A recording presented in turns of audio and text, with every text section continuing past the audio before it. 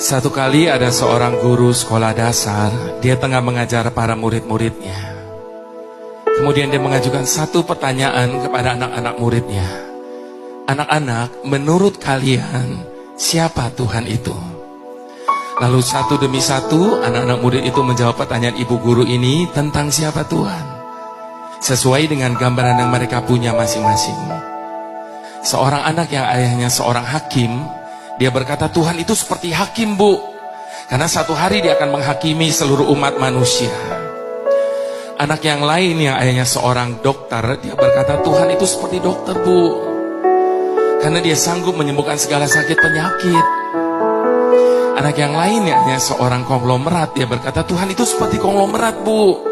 Karena dia sanggup memberikan apa saja kepada setiap orang yang meminta kepadanya.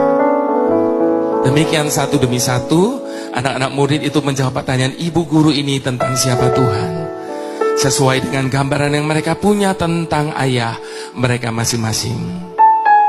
Lalu tiba giliran kepada anak yang terakhir, Bapak Ibu Saudara.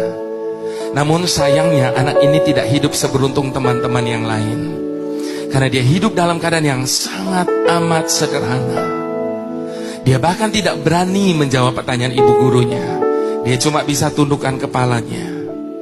Lalu ibu gurunya tanya lagi, nak, tolong dijawab. Menurut kamu siapa Tuhan itu? Perlahan dia angkat wajahnya. Dengan suara bergetar dia berkata, Tuhan itu seperti pemulung, Bu.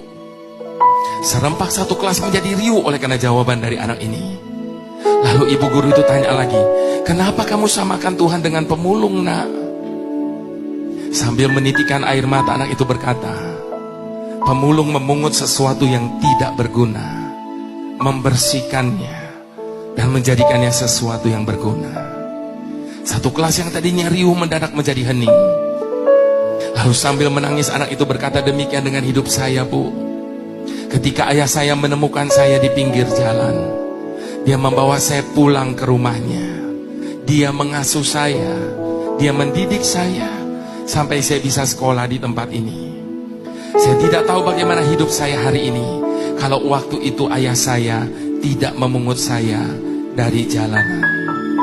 Ibu guru ini menangis, dia peluk anak itu. Satu kelas yang tadinya hening mulai terdengar isak tangis di setiap kursi.